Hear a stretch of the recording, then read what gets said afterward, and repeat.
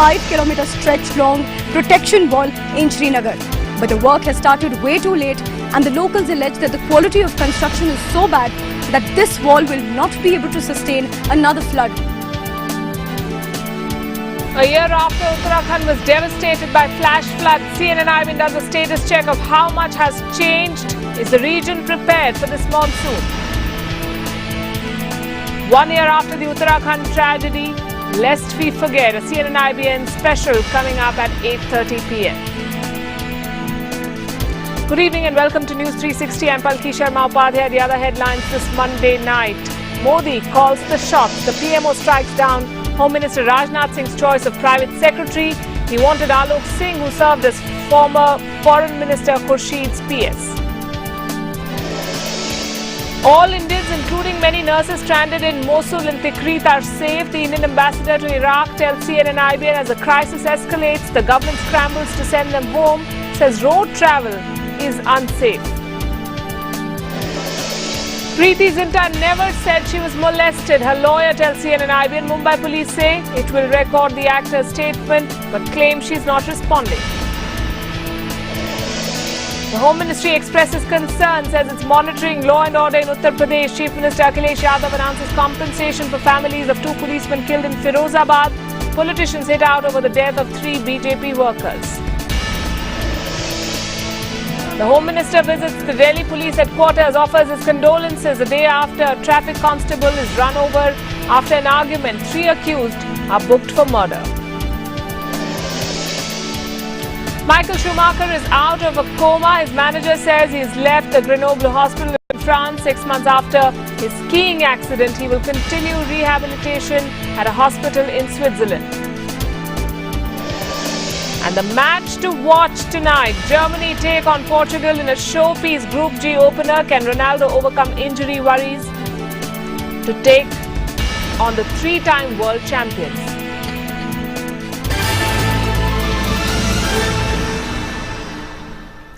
But first, if there was any doubt over who's running the show in this government, here's the latest from the Prime Minister's office. The PMO has struck down Home Minister Rajnath Singh's choice of private secretary. Rajnath Singh wanted Alok Singh, a 1995 batch UP cadre officer, to assist him. But sources say the PMO does not want private secretaries from the UPA government to be given close positions in this government. Alok Singh has served as PS to former External Affairs Minister Salman Khurshid. Sources say Rajnath's choice is not the only one to be rejected. The PMO, in fact, has shot down similar requests from other ministers as well. Maria Shakil joining us from the newsroom tonight. Maria, what are your sources telling you? Why was this choice struck down? And as you say, that he's not the only one, Rajnath Singh's choice not the only one to be struck down by the PMO.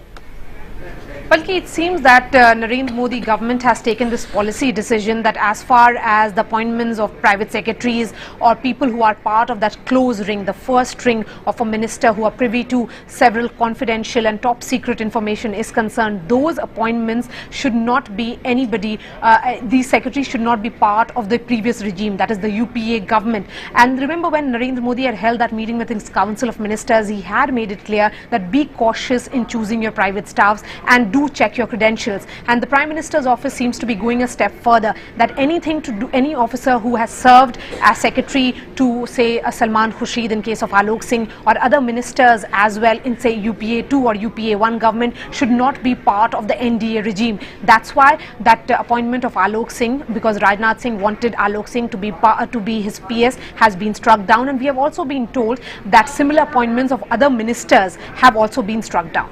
And clearly there's been no opposition from any quarter. The PMO clearly micromanaging this government. Maria Shakil, thanks very much for joining us. Let's turn to the other big story, the latest on the worsening crisis in Iraq. 86 Indians remain stranded there. But thankfully, all of them are safe. That's what the Indian ambassador to Iraq has told CNN. Most of them are nurses from Kerala, we are told. The ambassador says that the government is doing its best to send them home safely.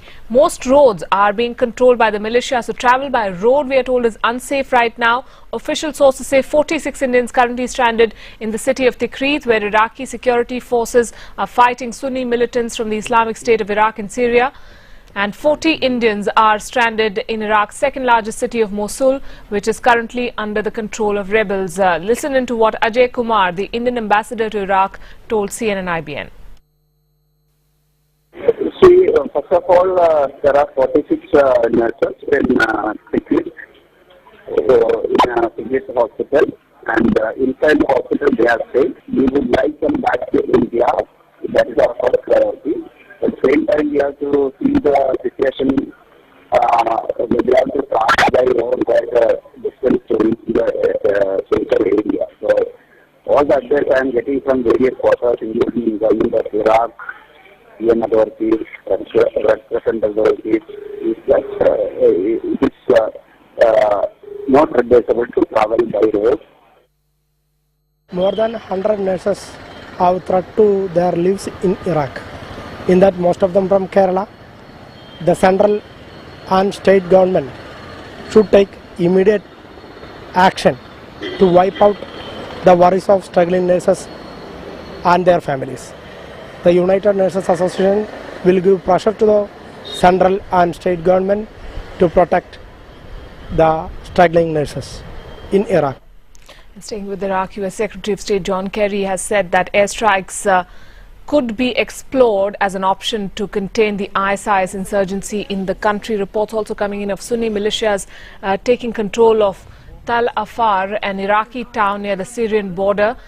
The Islamist militants have already taken control of Mosul and Tikrit in Iraq.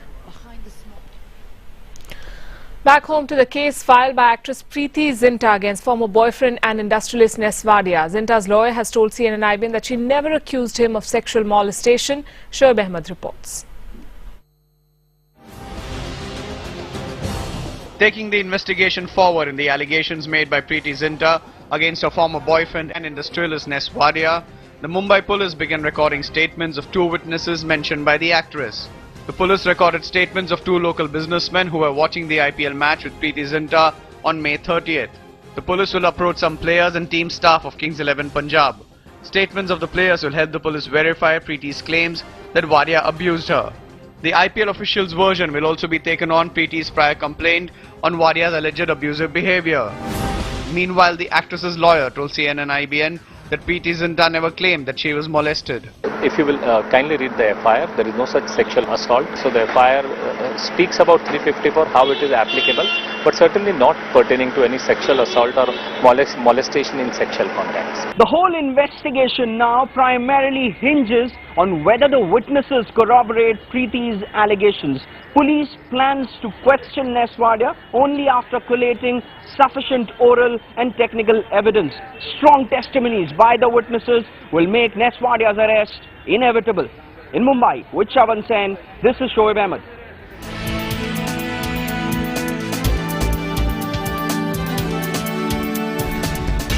And also in focus, the lawlessness in Uttar Pradesh. The death of two police constables on duty sparked a violent protest in Firozabad. In Bareilly, a BJP worker was found dead in his car. What's more shocking is the response of the Samajwadi Party government in the face of such severe criticism. Lawlessness in Uttar Pradesh playing out on the streets of Firozabad. Protesters hurling stones and vandalizing buses after two police constables were shot dead. The policemen killed for questioning two people suspected of committing a robbery. The assailants fled the scene immediately afterwards. लगता है सरकार की या तो connivance है, चाहती है इस तरह के अपराध होते रहे, या फिर ढिलाई है, नहीं कंट्रोल कर पाई. दोनों तरह से सरकार ही दोषी है.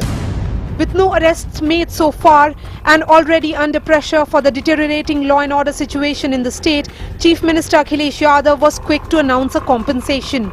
जो सिपाही अपनी बहादुरी के कारण एक्सपायर हुए, ऐसा नहीं है कि बहादुर नहीं थे सिपाही, उनके परिवार को आने से पहले मैं तय करके आया हूं कि उनके परिवार को 20-20 लाख रुपए देगी सरकार. After facing flack over rising crimes against women, now the UP government has to deal with a series of murders of BJP leaders. Uttarakhand BJP leader Rakesh Rastogi is the third BJP leader to be killed in 2 weeks. He was found dead in his car in Bareilly on Sunday. वैसे उत्तर प्रदेश की घटनाओं के बारे में भी हमारी home ministry बराबर जानकारी हासिल कर रही है और केवल उत्तर प्रदेश ही नहीं बल्कि देश के सभी राज्यों की जानकारी बराबर. Samajwadi Party, however, remains defiant. हमारे एक उत्तर प्रदेश में नया चलन हो गया, जो सत्ता में आता वो उसी पार्टी का झंडा लगा देता, उस पार्टी का नेता हो जाता.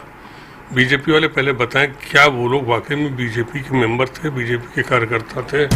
As Akhilesh Yadav battles issues on multiple fronts, the question being asked is who really is in charge in Uttar Pradesh? With bureau inputs in New Delhi, Maria Shakil. And a day after a traffic constable was mowed down in the capital, the focus once again on growing instances of road rage in Delhi. Home Minister Rajnath Singh visited the police headquarters today. Sahil Meghani reports. Shocker from the national capital. Traffic constable allegedly run over for doing his job. Traffic constable Manna Ram and the accused had an argument over using a closed carriageway, after which the accused reversed a car and hit the constable. As you can see behind me, this barricade is used by the police every day between 5:30 p.m. to 8:30 p.m. to divert traffic from this flyover towards that side. When this was told to the accused by the constable, they got into an argument, and according to the police, instead of taking an alternate route, driver reversed his car and then hit the constable. Not just did he hit the constable, but he also dragged the constable towards that side for over 150 meters. The three accused then tried to flee, but were chased by the police and have now been booked for murder. The accused though claims innocence, calling it an accident. एकदम अचानक मेरी गाड़ी का आगे मेरा balance बिगड़ गया. Constable Manna Ram was the sole earning member of his family. He is survived by a young wife, a 2-year-old son, his parents and sisters. His family back home in Rajasthan's Nagaur is now demanding justice. हमें कोई ठोस आश्वासन नहीं दिया गया. शहीद के दर्जे के बारे में उन्होंने क्या कहा? यानी उन्होंने हमें कोई उचित जानकारी नहीं दी इस बारे में. This case though has put the spotlight back on protection of traffic policemen. Our source is telling us that as a safeguard from such incidents of road rage, a better coordination between executive and traffic police is on the cards. Arming him with a revolver or something is not going to help unless the drivers of Delhi ensure that they respect the authority of a police officer. But with another life lost to road rage, the question is, has Delhi become the capital of rash and negligent driving? In New Delhi, this is Sahil Meghani.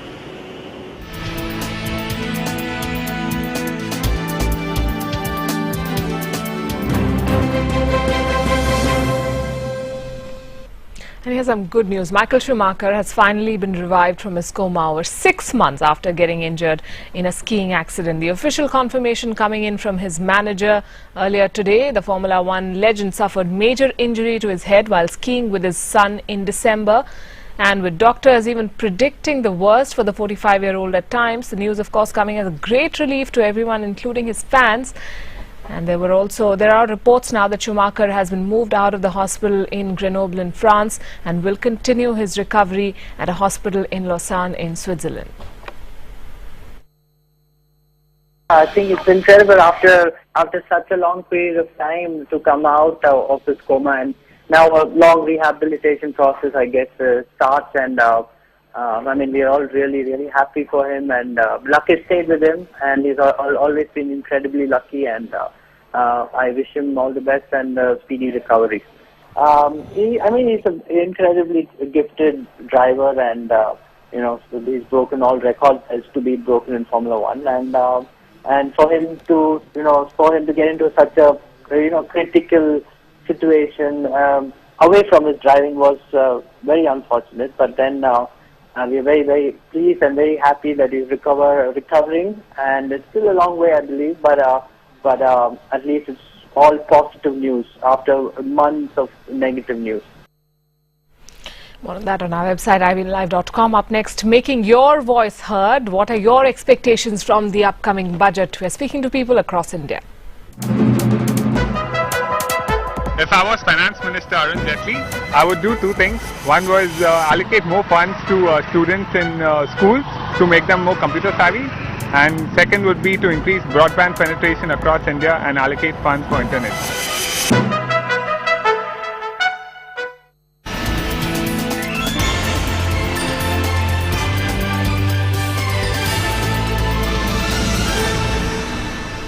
Welcome back. In more national news, some more time for hundreds of residents of Mumbai's Campa Kola society. The BMC has agreed to defer the date of demolition of the unauthorized flats to the 20th of June.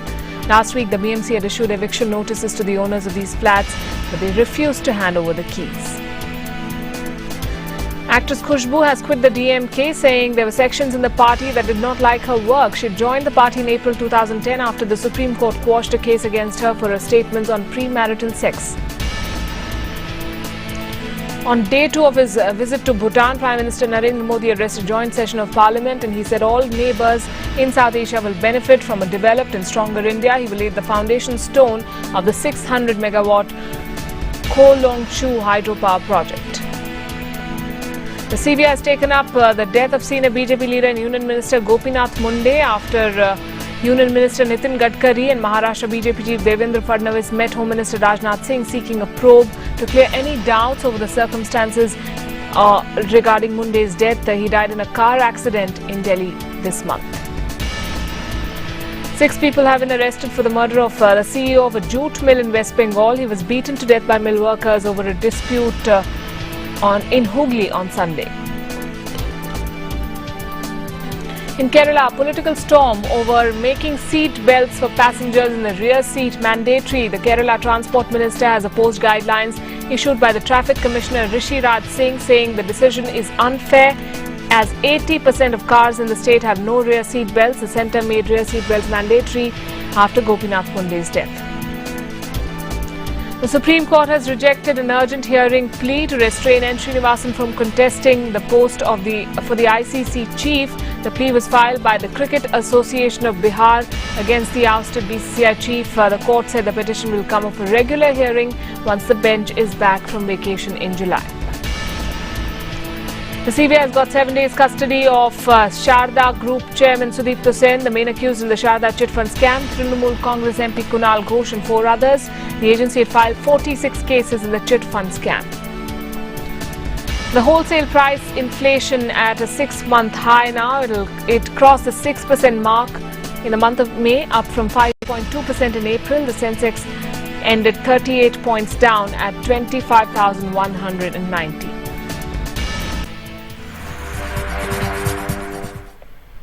And finally, football. The first match tonight will see the most consistent team in World Cup history up against a side which is arguably the world's best player in its ranks. It's Germany versus Portugal in the Group G opener in Salvador.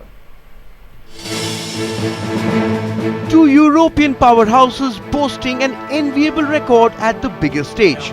Between them, Germany and Portugal have 5 semi-final and 2 final appearances at major tournaments in the last 12 years. It's a heavyweight tie to kick things off in Group G. But there's a lot more to it than meets the eye. It's a clash of styles, it's a battle of systems. The teams who are most likely to compete for the title are of course all the strong teams. Portugal is now playing Germany. That's second in the world rankings against fourth. But if we work well as a team, I believe we have a very, very good chance to go far in this tournament. Germany are perhaps the best team to have not tasted any success in the previous decade. But coach Jogi Löw has turned his battle-hardened team into arguably the most ruthless, well-drilled machine there is today. Losing Marco Reus to injury was not the ideal start to their World Cup. But the Germans have at their disposal a squad deep enough to give the Portuguese a hard time. There, however, is the matter of the now fully fit Cristiano Ronaldo to deal with tonight. Obviously, I would like to be at 110%, but I'm at 100%, and I think that is enough to keep the national team. Since I've played football, I don't think there has been a single day when I did not have any pain. So there's not been a single match when I've played with no pain. That is just a part of it. Ronaldo may have booked his spot in the opening lineup for tonight, but like many stars of club football, CR7-2 is yet to make his mark at a World Cup. With just the 2 goals to his name in the previous 2 editions of this mega event, Portugal will be looking at their skipper to lead firmly from the front. That'll be it on News 360 tonight. Up next, 1 year after the Uttarakhand tragedy, lest we forget. A CNN IBN special coming up.